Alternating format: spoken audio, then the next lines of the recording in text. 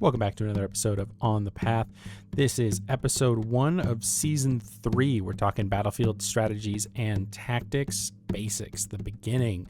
We are starting off with the basics, and we'll be going through a 4-part series of intermediate, advanced, and how to read a battle game. Without further ado, let's get on the path. Welcome back to another episode of On the Path. This is what we're going to be calling season 3. Season 2 is going to be the lost season. There were some real life things that came up. Had some curveballs thrown. I was king of Polaris. There was a lot of things that happened, but couldn't really get to podcasting in that time. So we're coming back with season 3. This season is going to be nicknamed Back to Basics. We're focusing on a lot of the basis of how to get to your battle masters, your paragons, and going up from the basics there. We're also going to try to spread out a little bit more, do some serpent work, some flame work, crown work, things like that. Now, we're going to be having a little bit of a format shift moving forward, just so everyone's aware. There are still going to be panels. We're still going to do the talking with everybody, stuff like that. But for a couple of these, we are going to focus on making them a little bit more like lectures, where we're going to be teaching something specifically, and we're going to go through a plan lesson, essentially. Some of that is to make sure that everybody's on the same page when we start moving forward on higher and more advanced things, when we start doing some talks. I realized in a lot of the other videos I've done, there's a lot of assumed information or assumed knowledge that people don't necessarily have. And that brought a gap between people that were understanding what we were talking about and those that weren't. So we're going to try to be a little more inclusive in everything that we're starting with, and especially back to basics. We're going to get you guys from 1 to 6. We're going to get you the basis of how to be a better player in AmpGuard in general. With that, we're starting with basics, tactics, and strategies. Now, I know I've done a tactics and strategies class before. I enjoyed it very much. It was very good. I listened to it literally yesterday. We jump all over the place in how intricate and detailed and not detailed and complicated some of our strategies are without really explaining why they work. And if you don't have that base, it doesn't help. So that's what we're doing today. We're going to start with a basis. We're going to get you from there. We're going to have an intermediate class. We're going to have an advanced class. We're also going to have a reading battle games class. Those are the kind of 4 in this series that are going to be the starting point for most people when you talk about what you want to do all the time across the board when you're talking about battle gaming. So without further ado, let's get into it. So this is Battlefield Strategies and Tactics Basics. I taught a version of this at Polaricon in 2023. It was a lot more hands-on. The recording didn't work out as well, so we're going to kind of avoid that, but there were things I learned from it that we're going to use here. One of those things is that people respond really well when we make things relatable. We make them simple. And then we build off that point. So we're going to use a couple quotes here at the beginning. First quote is Bradley's adage. Amateurs talk strategy, professionals talk logistics. Now, Omar Bradley used this during World War II to get his commanders to focus on facts more than theory. The logistics and actual happenings of a fight matter much more than what you think should be happening or whatever the theories or practice has told you before. You have to apply what is going on. For us, that is a big reminder that armchair battle gaming is no substitute for actual play. You have to go in and play this game. You have to practice these things we're talking about, because if you don't, you're just running into the same issue of, well, I think this should work and therefore it should, and not really applying it. It's without anything to back it up. It's kind of just thoughts. So practice what we're talking about, get experience in it. If something doesn't work, try to figure out why. And if it continues to not work, discuss it. Like if I say something that works in one kingdom but doesn't work in another kingdom, let's talk about that, because it's very interesting to me. I would love to do that, and other people are also very happy to explore why certain tactics work in certain kingdoms and not in others. This is also partially because metas, tendencies, how people play the game change based on their environment and the people around them. So the South has a very heavy stick culture, so their battle games involve a lot more stick skill and having to worry about top tier fighters on the battlefield than some of the Midwest kingdoms. Being in the Midwest, we have a lot of CC. We have a lot of understanding of Magic. We are very good at manipulating the rules to do what we want to do, but our stick skill isn't always as high as other places. So we have different tendencies to play around specific roles, specific types of games, things like that. So travel, practice your tactics, practice your strategies, and see what happens in different metas. It's gonna make you a better tactician. It's gonna make you a better strategist. You're going to get used to other kingdoms. You're gonna get used to other fighters, and it's gonna make you better overall. The second one is not a direct quote, but it is a boiled down version of a discussion that Mabtic and I have had. If you're unfamiliar with Sir Mabtic, he is a battle knight out of EH. Very, very good. 4 paragons in the casters. He's also got 2 other paragons, I believe, now at this point. Great fighter, great strategist.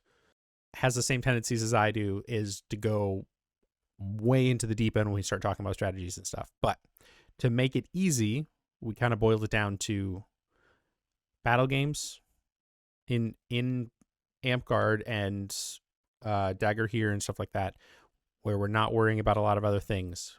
Battle games are a resource management game. It's really what they are. Scarcity controls the game. We're talking about your resources, your lives, your armor, your abilities, your environment, your in-game resources. Those are your resources to manage. You find what's scarce.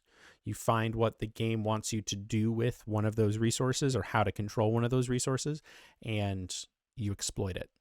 It's pretty straightforward, and it makes it about as simple as I can make it without cutting out a lot more.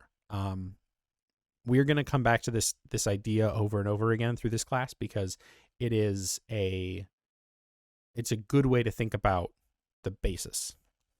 So, like always, I like to go over a couple terms because I use jargon, I use terminology, things like that. So we're going to go over a couple terms, and we're going to use these terms through the rest of these classes so that you can talk about something on the same page as everyone else. Defining first is threat. This is the risk or interference to strategies, tactics, or resources. Your strategies, if something is going to manipulate or change how something happens, that is a threat. Imbalance is a difference in threat. There's advantageous imbalance and disadvantageous imbalance. Advantageous imbalance is any amount of increased risk you or your team pose over an enemy situation, where disadvantageous imbalance is any amount of increased risk the enemy or environment pose over your team, your resources, strategies, tactics, things like that. So you always want to find the advantageous one. That's what we're looking for, because you want to create imbalances in strategies and tactics. We'll go more into that in a minute. Actually get into what we're talking about. A tactic is a small goal towards a larger strategy. These are things like kill that dude, survive this fight, grab that resource, move that thing. They're all like small steps, and they can be broken down even farther, but tactics are like your building blocks to what you do. And you can switch in building blocks, take them out, move them around a lot. And tactics are going to happen. You're going to use hundreds of tactics throughout a long battle game. They may be the same tactics, they may be different tactics, but they're all going to kind of fit together towards your larger strategy. That's the overall goal. The strategy is the plan. It's the goal. How do you win the game? You know what, in like Ocean's 11, whatever, when they're going over who does what and this and that, and like this is how we're doing this thing, and that whole montage scene happens. That is the strategy. This is how we're doing the thing. That's the strategy. Strategies, for the most part, you want to keep simple. You want to keep straightforward. We're going to talk about how to do that, and how to work your tactics into your strategy. The next couple are roles. They're things that I've mentioned in the past. They're more about defining a quick set of ideals in a setting than actually like hard terms. So when I say CC, I mean crowd control. It's anything that limits your ability to influence the battlefield, influence the strategy or the tactic. DPS is damage. It literally stands for damage per second. That's from video gaming. It's kind of become more of a generalized term. DPS just means your highest amount of threat or damage or to the resource or to winning. So if you have someone that is really, really good at killing, but the goal is not killing, they can still be a DPS because they're influencing resources, but they may not be the winning DPS. We can go into that a little bit later as well. Tank is your defense. How are you stopping and limiting the loss of resources? Support is what helps CC, DPS, and tank. They enhance these other roles, and either through refilling of resources, limiting incoming threat, or extending external threat, such as giving enchantments to people or making somebody dangerous at a longer range. These are the people that are going to be, or the roles or the class setups that are going to be assisting in another position. You kind of always need these 4 to do things, and where you move your support around is going to often influence how the field moves, as well as how your strategy is going. We got our terms down. Straightforward. Threat, imbalance, tactic, strategy, CC, DPS, tank, support. Easy. Let's move on to what we're doing here. We're doing this stuff. Define tactics for strategy. Okay, so we said earlier, tactics fit into strategy. Strategy does not fit into tactics, right? So we're looking at how you put together your strategies and your tactics and what the differences are. Tactics are your action for a specific end. They're short term, they're steps, they're even micro steps. Like just if your part of that tactic is to sweep around the enemy, to go wide or something, and knowing how to do that and move as a team, as a group, even that is just that is a tactic. You can move as a team around a field, and just that movement can be a tactic. These are often specific. They have an end goal. They have a start goal. They have like a start point and end goal, and they're all going to kind of connect and interweave. Your tactics are the things you're going to want to practice often, because they are things, they are these movements, these plays, these sets, these ideas that are going to be integral to keeping you alive and moving on the field. And even having 1 or 2 tactics that you practice with a couple friends or your fighting company is going to make you work as a team so much better, that when you start wanting to play at a very high level, you're going to see these tactics that other teams have, that have flexibility and movement, and they're less rigid. They're more of a flow state that each team member is moving in within each other's like setups, and that's the ultimate goal of a tactic, is to just continuously be able to change and adapt to what you need to be doing to work towards the strategy. Here we're going to talk about it simply. When you're talking about a tactic, the goal of any tactic is to create an advantageous imbalance while limiting as much disadvantageous imbalance on yourself.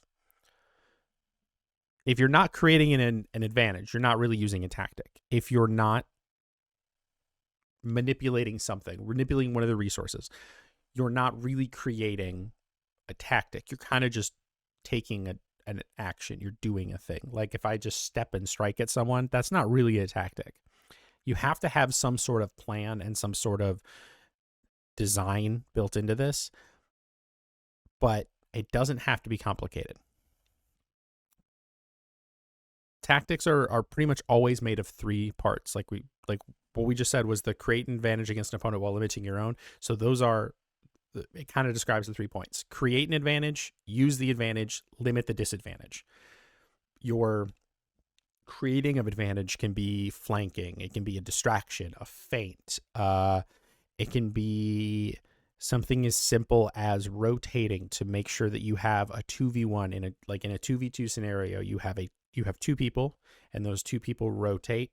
Your team rotates around the opponent, so that you now have your 2 people focusing on one, and their second person is out of range of yours. So now you've created a 2v1. That's creating the advantage. You have to use the advantage now, right? You have to exploit that advantageous imbalance and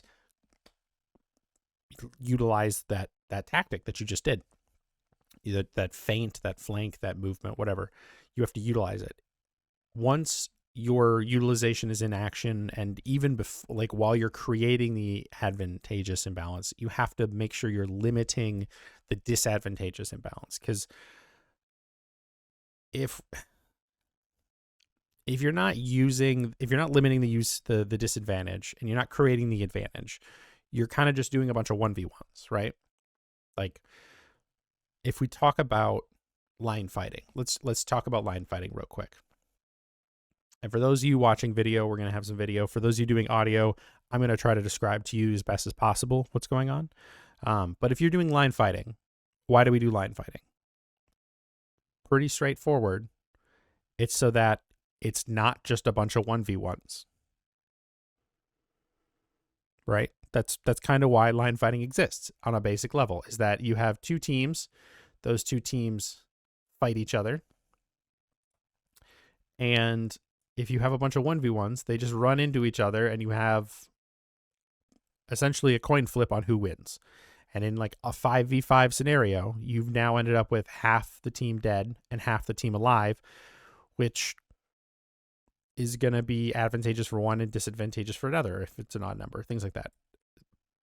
If we're just running at each other and doing 1v1s, we're not using a tactic. We're not using a strategy. We're not doing anything. We're just smacking each other. If you're line fighting, and you're line fighting correctly, everyone is kind of in range for two people. So this player here, we're going to call them the second player in.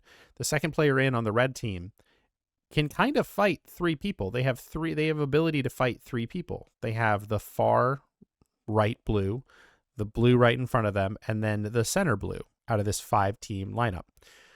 That means that their friends also have three people they can deal with or assist or help. Now that might sound bad because it's one person dealing with three, but it's not 1 versus 3. It's now each person is fighting the person in front of them while they can also assist the friends on their side. It allows for people to make up for each other's imbalances. It allows for people to make up for each other's weaknesses. And it creates a very quick kind of simplifying, that's not the right word. It creates a medium, a mean, an average skill level over most of the team. So if you have a weak point, that weak point is now a little bit more protected because the two stronger people on those sides can help protect that weak point. And instead of it just being, oh, well, we have a person that's probably going to lose, we now have, well, we have a person that's probably going to lose, but if we put people next to them that won't most likely lose, we're going to continue to win more because those people can make up for it. That's why line fighting has been utilized throughout all of history through a very large portion of military command for hundreds and hundreds and hundreds of years. And I'm like, the tactic of line fighting is a tactic, technically. It's not great because it's kind of flat. If both teams are using it, you've kind of nullified each other's ability to take an advantageous move, right? But it does follow our 3 standards. It creates an advantage, creating the advantage of we now have people that are able to deal with multiple people in the same space. Utilizing that advantage is kind of just using that space. And limiting the disadvantages, you're protecting your weaknesses. Line fighting versus line fighting is kind of null because it's just 2 teams using the same tactic, which is a flat field then, once again. But if you look at line fighting versus a free-for-all, basically, where you have like a bunch of these team members out against random spaces like this diagram I just did now, if you have red team in a line, they can kind of just gang up and turn this team of 5 opponents into a bunch of 5v1s. That's The idea of line fighting is that you're always staying together. You always have a friend. You always have an ally. So you're never just truly 1v1ing somebody. I mean, that's the basic idea of why we use it so often. But now you have to think about the next step. If you're both using the same tactic, you're both doing the same thing, you've both nullified the use of resources because everyone's doing it, because you've got the same resources. We now have to come up with something else.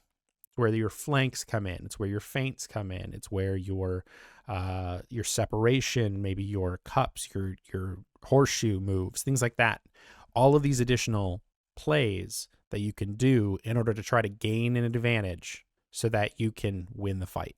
Some of those create a disadvantage for you. For example, if you've got 5 members and you send one of them really far out wide by themselves, if the team of 5 decides to go chase that one down, you've now created a 5v1 in which that one is going to lose. The 5 has the advantage, and you've just taken a 5v5 into a 5v4. But if you send that person wide and the other team, that blue team, decides to come and turn advantage on this now 4 team, this 5th person, this red team member on the far outside, can start using positioning, which is a resource. It's kind of your numbers or your environment is what that falls under, but it's positioning. It utilizes that to create a more advantageous fight for themselves, at least against one member. If they run out and they create a flank, we've now made this last blue have a 2v1, a very hard 2v1. They're not able to actually fight both of them at the same time because they're on different sides. They're on different flanks. They can't defend 2 sides of themselves. That most likely means they're going to lose. As long as the rest of the team can hold up kind of 1v1s for a little bit, you can remove another player with that flank and keep doing that until you have a large enough flank that you're just turning these fights into 4v1s, 3v1, 4v1. You can now take over the opposing team. Now, most of Amp-Guard is a small team fighting game. Let's be honest. It's a small team game that is, on average, your barony is your average park size. So you're looking at, 10v10s, 8v8s. If you're going to a nicer, bigger park, some of the duchies, you're looking at 20v20s. I know there's some Texas parks that have larger parks that are like 40v40s and things like that. But for the most part, most of our kingdoms are barony size parks is the average. And that means between 15 to 20-ish people on a weekly basis. You're going to be doing a lot of small team fights. The reason I bring up the difference, this point, is because things change pretty drastically when you're looking at small teams versus large teams, because your resources change. If you have 5 people on your team, we're going to keep coming back to this 5 people. You got 5 people on your team. One of them is a warlord. That skill is one of your resources. That ability to fight is one of your resources. If there's only 5 people and that one person's skill outranks, can take on 2 or 3 people, that skill outweighs the numbers on the opposing team. So even though it's 5v5, that number doesn't really matter because we're looking at a skill imbalance, which is what's causing the actual problem. In smaller teams, your other resources matter a lot because you have such small numbers, you can exploit them, but the other things that are there are also limited, that are based on numbers. Your skills matter a lot. Your abilities matter a lot. You can feel it a lot more on the battlefield when there's a skill imbalance and there's less people. If it's a large battle game, we're talking, your kingdom battle games, or if you're going to interkingdom events, Keep on the Borderlands, things like Spring War, where there's 60 to 100 people on a side easily, one person doesn't make the difference every time. It's very rarely that you're going to end up with a skill imbalance on a large team unless a lot of skill is put on one side. You're going to see more times that the numbers or the equipment matter more now. A great example I have is from this most previous keep. There was a battle game that was a militia battle game, and the teams were separated out and we're standing on our opposite sides looking at each other, and we realized that one side has 15 poles on a 30-man team, or about a 35-man team, and the other one has 3. Now, in a militia fight, poles are a resource that are pretty useful. They're a range effect. They have a lot of benefit in a militia fight, and that means that resource is a scarce resource. We want to focus on those resources, and the fact that we could easily tell that one team had that scarce resource in an abundance compared to the other team, we immediately knew that this was an imbalance that we were going to have to deal with or ask to be rebalanced. We ended up asking the Reeves to give us a couple of the polls so we could balance things out. And there were a couple of those fights where we used better strategies or better tactics to win the fights and to take over these imbalances. That doesn't always happen. It kind of depends on how you use the other resources. In your large teams, you can kind of assume a lot more about your opponent. You can take a look at them, and you don't have to be as specific in knowing who they are or how good they are. In a small team, you have to kind of take into effect everyone's abilities with their own class, with their own weapon sets, with their armor, how well they use the field. The skill of a player matters so much more when there's less players. So it's a very big thing to focus on when you're looking at small team versus large team imbalances and creating imbalances and things like that. What this is also going to do for you when you're building your strategies, you're building your tactics, is when you look at your team, normally you can kind of just move people around in general. But if you've got a small team, you've now got to focus on what each of those people can individually do and utilize them to the best of their abilities. If you've got someone that really likes running, let them be a flank. If you've got someone that's got great board skills, let them be a hard tank. Like, you're going to have to play into that ability much, much more in small teams than you are in large teams. This is the main reason that small teams are much harder to balance than large teams, because the skill imbalance or the ability imbalance is so much more impactful. Because in a large team, if you've got 60 versus 60 and you've got 5 warlords on each side, you can kind of just throw 8 people at a warlord and it really doesn't affect your numbers all that much, and they'll still take down that warlord. The warlord is still going to be taken down. That battle master, that great stick fighter, whatever, they're still going to be taken down because you have the number resource to compensate for the skill resource.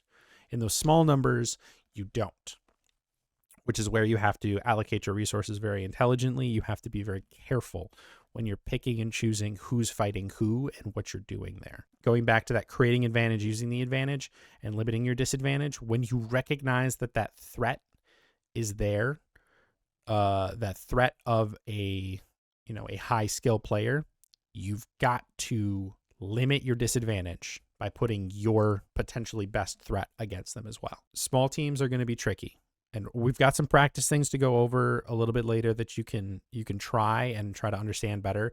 But if you're getting frustrated that your tactics or your strategies aren't working, always come back to checking your resources, checking where those balances are lying, and seeing if your tactic's failing because you have an imbalance that you're not compensating for, or an imbalance that you can't compensate for. In some of the more advanced classes, we'll talk about how to fight some of those imbalances, but for right now, just recognizing where those imbalances are is going to be enough. The other thing with tactics is practice. You have to practice, guys. I'm not kidding.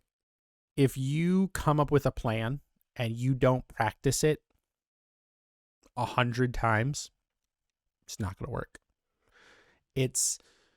You've got to train your brain to think around some of these ideas, some of these tactics, and you have to know how the play works. It's the same thing when you play in sports. If you haven't played in sports, a lot of what we do at practice is do a play, which is it's a tactic. It's what that is. We do a set of movements that are going to try to get us a goal to win, and we do it over and over and over again. We practice even just without opponents, with just us. We're just going, I know I need to move from X to Y, and my friend needs to move from A to B at the same time. And we just practice doing that, getting our timing down. And then once we start doing that, maybe we throw in the extra, the next step, whatever. And just getting these little steps in, these little plays, is going to make so much of a difference on the battlefield. If you're not used to moving with your friends, if you're not used to figuring out how to manipulate what the situation is and to manipulate your resources around you, it's going to be hard. You're going to have to think about it, and it's going to slow you down. So practice, practice, practice. With friends, without friends, whatever you want to do, just practice what you plan to do. Moving on to strategy. Strategy is the overall plan. It is often, but not always, based solely on the objective. I say often, but not always, because sometimes there are ways to manipulate the rules or to manipulate how the game is played in order to create a win from a loss, or to limit the win as much as to limit your opponent's win as much as possible for your overall goal. We'll get into that later in another class, because it's a lot more about how the rules work than it is about building your own strategy. But when you're building your strategy, I want you to do two things. I want you to out loud say your strategy. Even when you're just planning it out, when you're trying to figure out what you're doing, just say it out loud. If it sounds stupid to you, it probably isn't going to come across well to everyone else. Strategies have to be simple and straightforward enough that you can just say them and people will instantly understand what's going on. Because if they don't, it's going to fall apart. To quote Maxim from the last Strategies and Tactics episode, a team working together and doing the wrong thing is still better than a team working apart and doing the right thing. If everyone's on the same page, if the strategy is accepted and everyone's moving towards that same strategy, the same goal, it's going to work much better. So keep it simple. And the best ways I have for that is to break it down into like less than 3 or less steps, and say it out loud so that you can hear how it sounds, so that you know what you're talking about, and try it on other people. Like if you aren't sure if your strategy makes sense, or you're not sure if it's easy enough to follow, go find a player that you don't interact with very often and just be like, hey, if I give you this battle game and I tell you this is my strategy, can you follow it?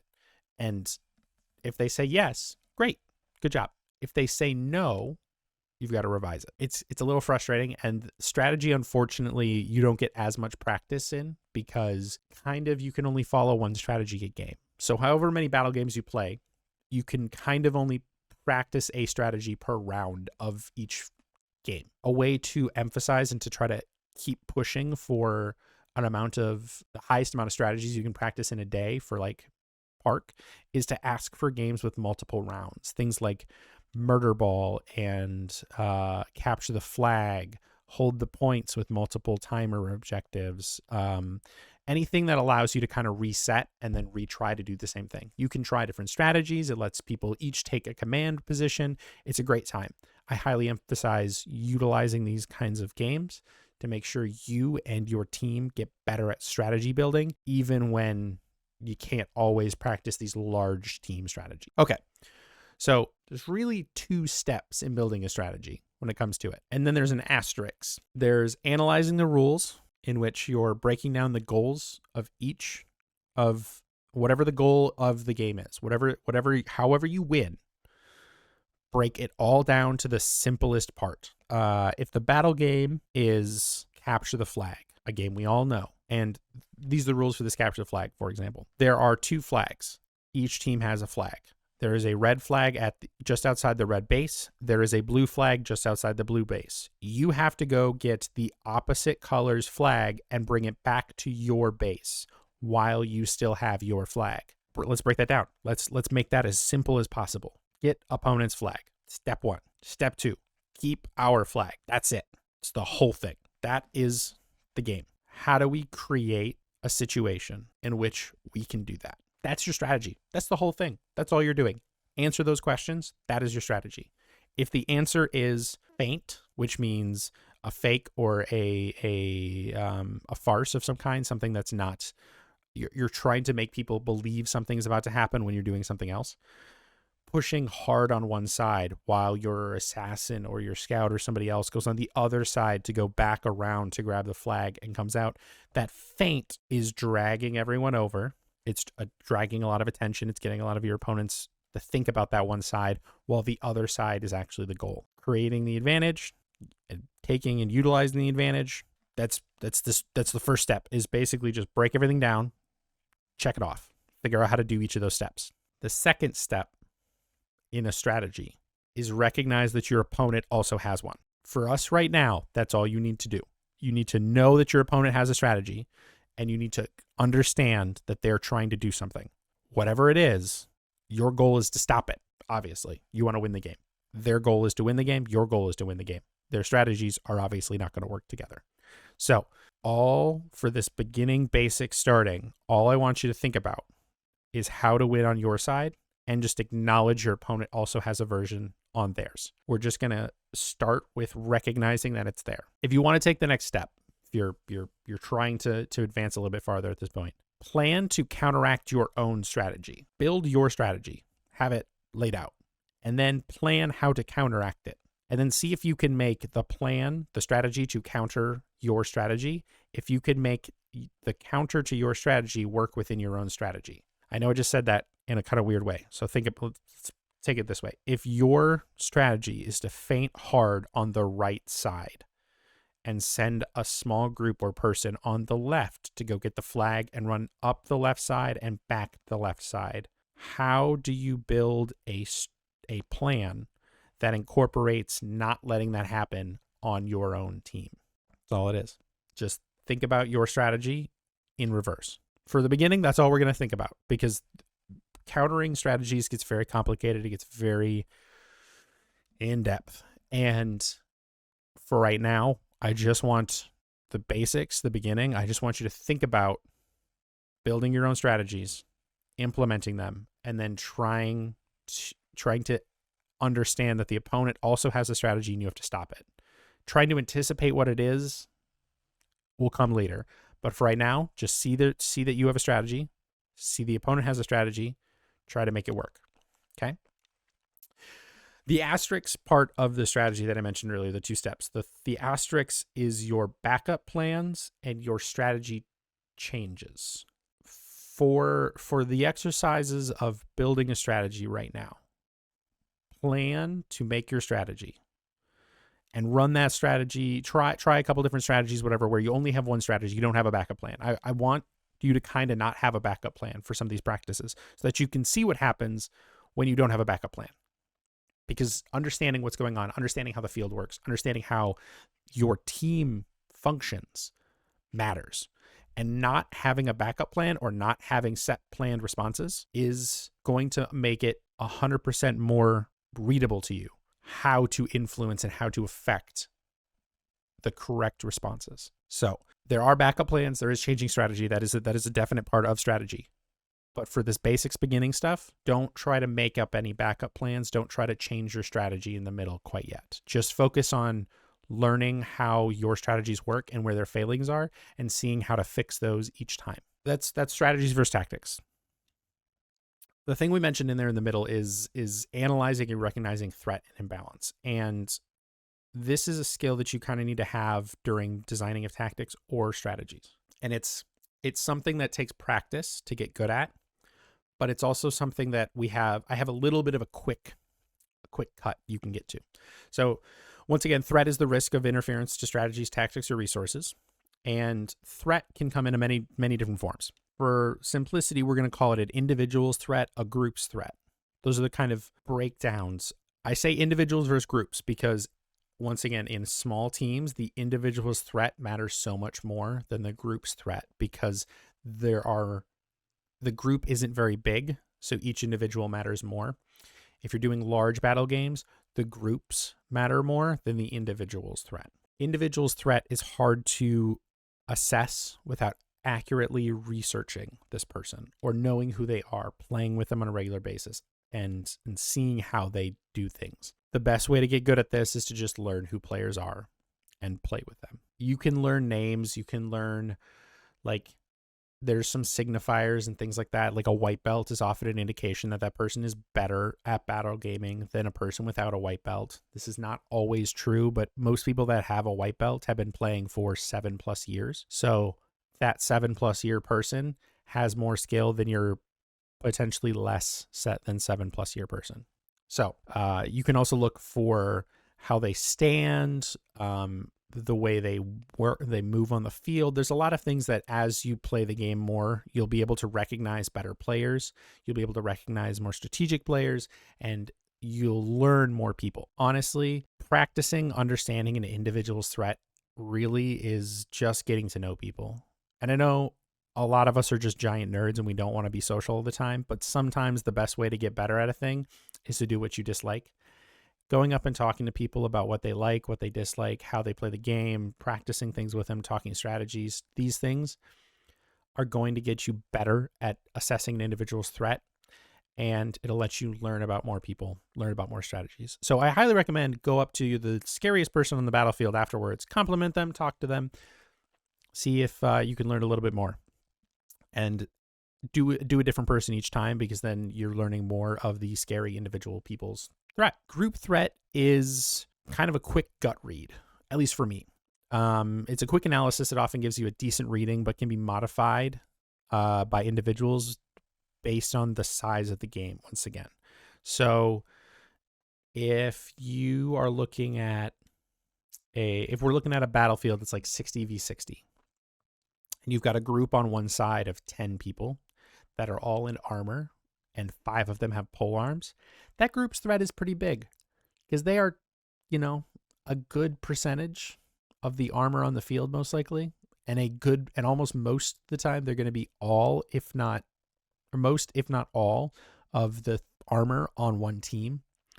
So that group is obviously going to have a lot of threat. But if it's a runner game where you need to move things back and forth very quickly, that threat for them might be more in the area of affecting your life resource than affecting the game-winning strategy or the tactic.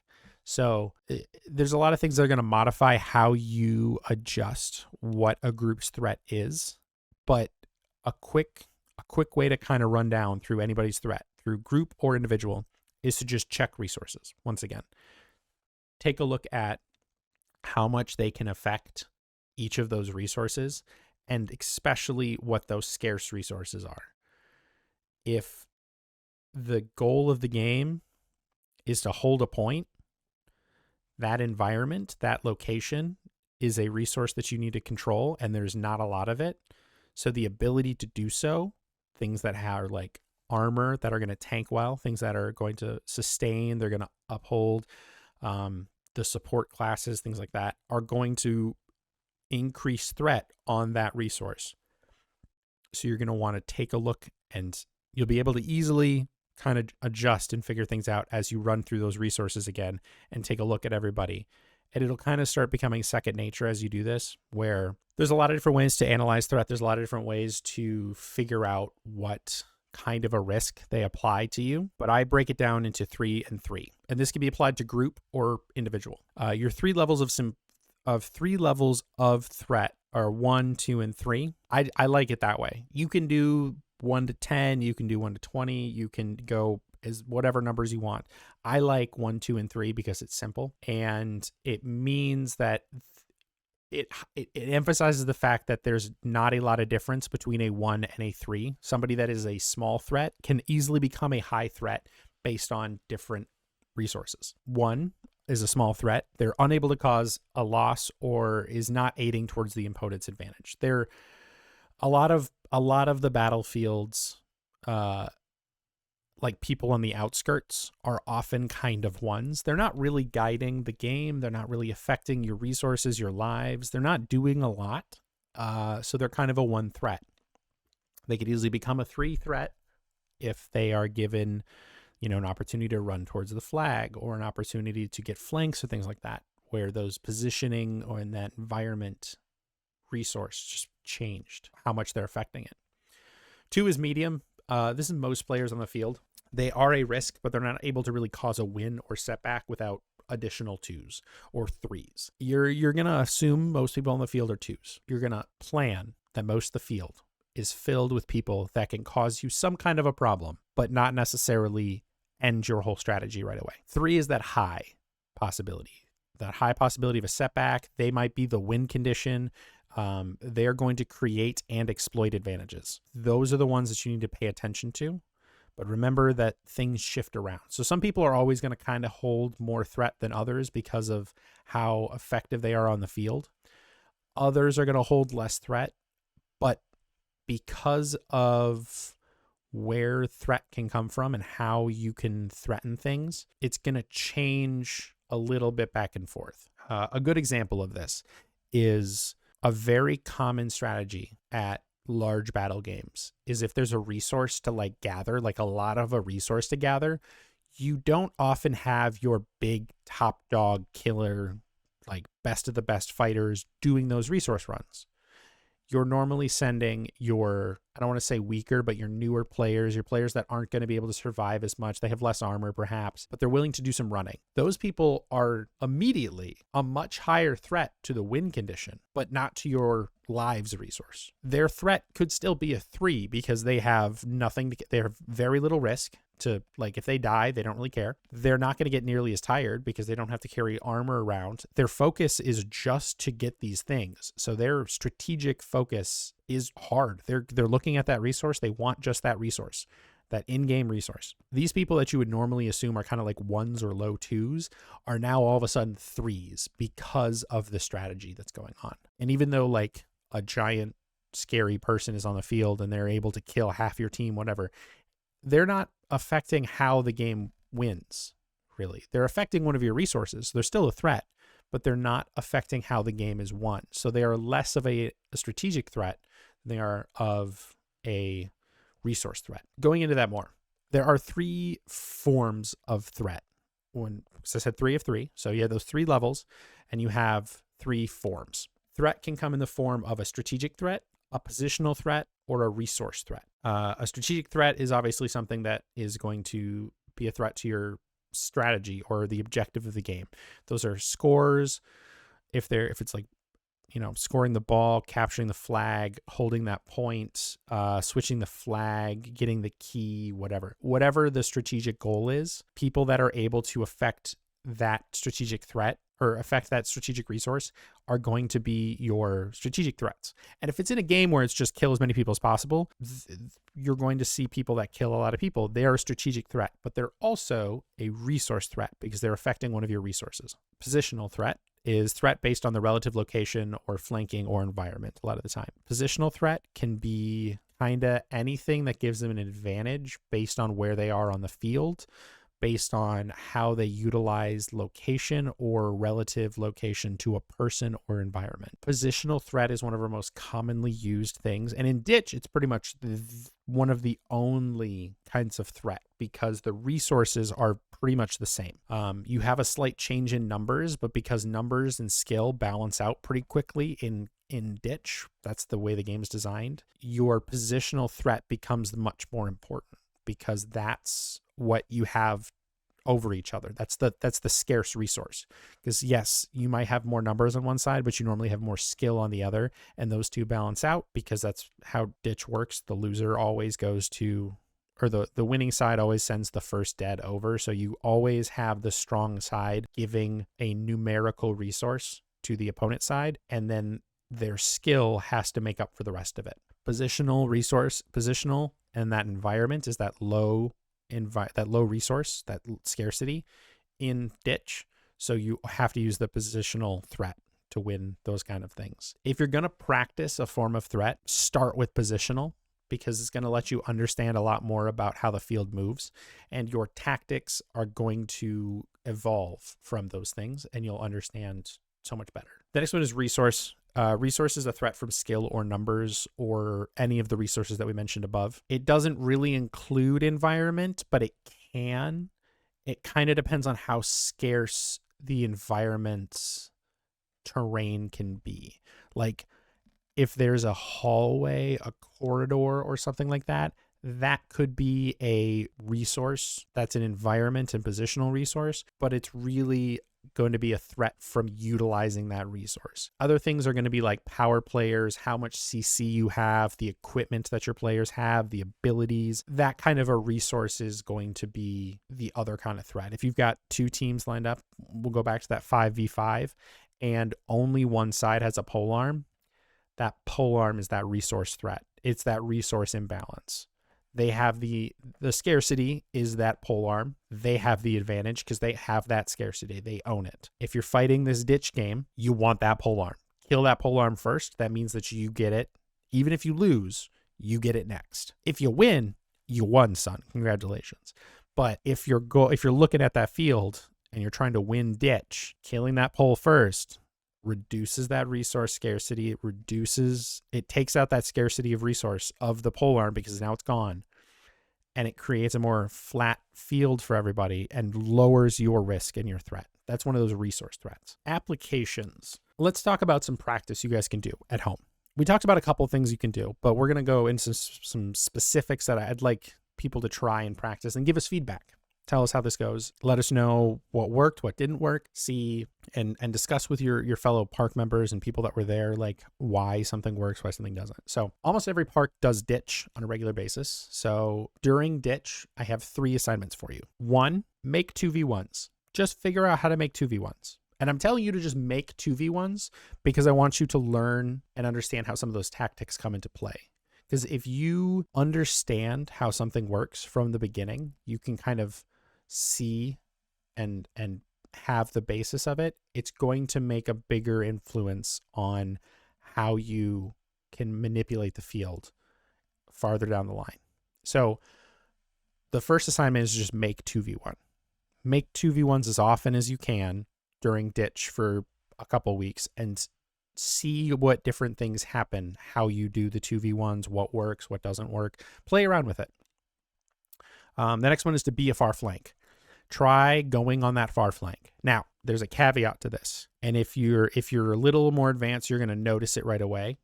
High-end fighters love sitting on far flanks. They love it. Figure out why. If you can answer that question, or just ask them straight up, like, why do you always go on a flank? They can tell you.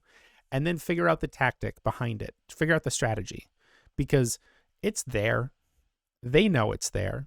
Even if they're not actively thinking about it, it's there. I want you to figure out what that is. Figure out why being the far flank for better fighters is often where they like to sit, and just contemplate on that for a little bit. Third bit of homework is make a feint. Make a feint, watch the reaction, repeat and respond to their previous action. So a good example for this is if you've got your 5 people lined up and the teams start stepping forward and you're on that far end, or you're not on that far end, and you back up either as the far end or not the far end, whatever, you just back up, see what they do, watch what they do. Because normally we do the same thing-ish. So if you're on that far flank and you back up and that person steps forward and then you step forward, they'll probably step back. You've just kind of done a learned response. You did a thing, you watched what happened, and now I want you to repeat it and see if they do it again. And anticipate reacting to what they do as if they're going to do the same thing. So if you stepping back means they step forward, step back, watch them step forward, and then take advantage of that. They've stepped forward, they're out of position, let your 2v1 happen here, your friend on your right side, your left side, whatever, have them help, and see how those feints affect the field. Just watching how doing something creates a response. And the reason I say feint is because I don't want you finishing the action. Whatever the action is, like if you're going to feint, you have to not really finish it. It has to be a false thing. So if it's an attack, if it's a false step forward, if it's a lunge to the right side or the left side, whatever it is, whatever your feint becomes, it's got to be not a real thing. Because in this beginning bit, I want you to see how people respond to things they think are threats, and then move on from there. Once people understand they're not threats, like you do this a couple times, people will start seeing that you're feinting, that the thing you're doing is not real, and they're going to potentially ignore it. And if they ignore it, now it could be real. And this is where things get complicated. And we'll go into that more with the intermediate and the advanced, but just try some feints, try some fake things, see how people react to them, and then try to respond to what they did. For battle games, I want you to just, as soon as the game starts or before the game starts, when they're counting their whatever, list off the resources. Check the lives. The lives are numbers of people, armor, the equipment, the abilities, the environment, the in-game resources. Just run that through in your head or say it out loud to one of your friends just to make sure you know what the resources are. And then I want you to list them in order from plentiful to scarce or scarce to plentiful, whichever direction you want to do. You want to see those things and you want to go, there's 10 people on the field. 4 of them are in armor. 3 of them are playing barbarians. 2 are playing assassins. 1 is playing a paladin. Another one's playing a bard, blah, blah, blah. Like go through that. Just kind of run through that stuff and see what your scarcities are. Focus less on the ability themselves of each class and focus on the ability of each player. We're going to work on class balance and how to manipulate that later, but for right now, just take a look at skill levels of people and try to use that as the ability. Once you've found what the scarcest is, try to exploit it. See what happens, because I guarantee people are going to respond to you exploiting the scarcity immediately. All right, so for the resources, the battle games, you're going to find each resource, list them off, list them in plentiful to scarcest, and exploit the scarcest. For strategy, you're going to try to make the plan, try to be the strategist. And I know that you can't always be the strategist. So asking your champion, or if you are the champion, playing some games that have a lot of rounds or repeated play lets more people try to be strategists and lets more people try to play their strategy off against each other to get more practice. These are games like Capture the Flag, Murder Ball, Hold the Point, Kill the King, things like that, where play to a quick point, you finish it, and then you restart. When you're being the strategist in this quick, simple start off, I want you to make your plan 1 or 2 steps. Keep it simple, straightforward, easy. And then I want you to analyze the game result. Now, you can do this in a bunch of different ways, but the way that I did, I felt like worked pretty well for me is I always had a spell book when I was learning how to do a lot of this stuff because I was playing Bard. I always wrote like Murder Ball, round 1, and then I wrote my 2 steps, and then I wrote the result. And then we'd start like with the next game and we do it. And I do the same thing over and over again until I kind of had this list down and I could keep track of it kind of mentally, but not perfectly, of what happened. And I could go over it and talk it over with my friends, like what happened, why this worked, why this didn't work, things like that. When you're doing this, don't be the only person making the plans every single time. If everyone wants to let you make the plans every single time, that's fine. You get a lot of practice, but don't try to hog the strategies. Let other people do the strategies. Watch other people's strategies. Learn from their strategies. If someone comes up with a strategy and you don't understand why it works, ask them or analyze it. Try to figure it out. If you can't figure it out, definitely ask them, because most likely they know why it worked or why it didn't work. A lot of this is going to be practice. A lot of this is going to be building from the ground up. But if we get this basis down, you're going to be a lot better on the battlefield. You're going to play better with your friends, and you're going to be a menace on the field once you get these things down. Thank you for listening to another episode of On the Path. If you liked our content, please like, subscribe, interact. It helps us get our name out there and helps get more people on the path.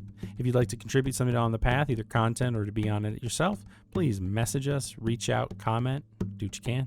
And as always, I'm Merrick the 15th. See you on the path.